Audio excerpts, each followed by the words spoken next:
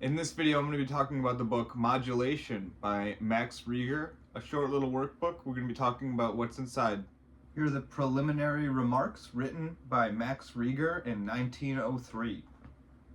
This supplement to the theory of modulation is intended both for the professional musician, for those learning harmony, for pianists, organists, singers, and others, and for the amateur, to whom the rudiments of the theory of music are not a sealed book.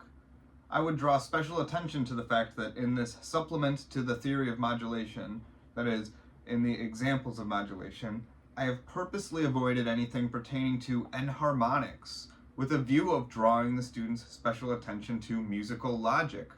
For the same reason, I have given almost all the examples of modulation by translating tonic, sub, and superdominant into the new tonic, sub, or superdominant, as the case may be.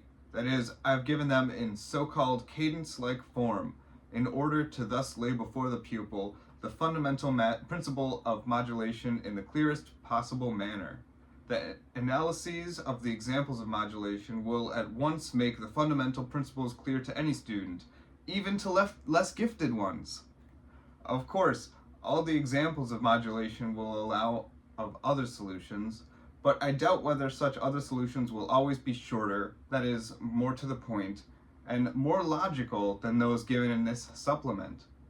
The musician, studying the examples of modulation with their analyses, under the guidance of an experienced teacher with a mind open to improvement or progress, should transpose the examples into as many keys as possible, and should himself try to invent similar modulations, or even perhaps analyze his own examples of modulation in the manner of analysis adopted by me, Max Reger, whereby the understanding of the principles of modulation briefly developed in this supplement will certainly be facilitated for him, and he will gain a considerable amount of additional insight into the subject and absolute clearness in grasping and understanding even the most complicated modulation, harmony, and counterpoint.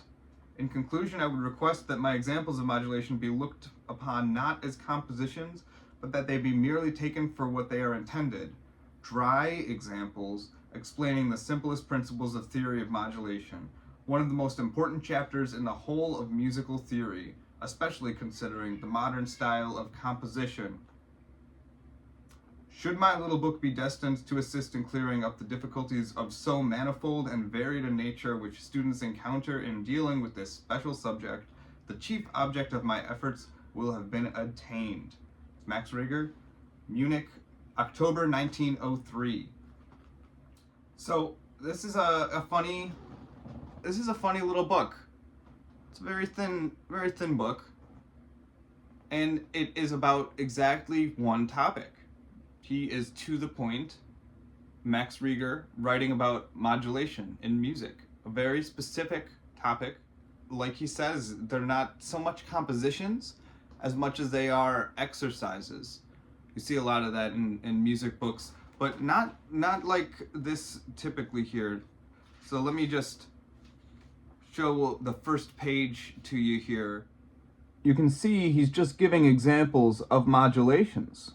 One thing that's interesting to note is he mentions that he does not use enharmonics, and that's kind of leads to an interesting development here. So you can see he has the table of contents, and he'll change keys from C major to working his way all the way around all 12 keys major, working away all the way around 12 keys minor, and then in addition you also have C to C flat minor, right? Next, it goes C sharp major to E flat major, C sharp major to A flat major, and so on.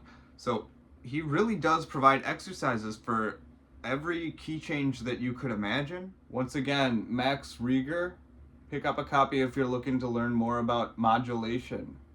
Pretty thin, but very concise, and a lot of good exercises.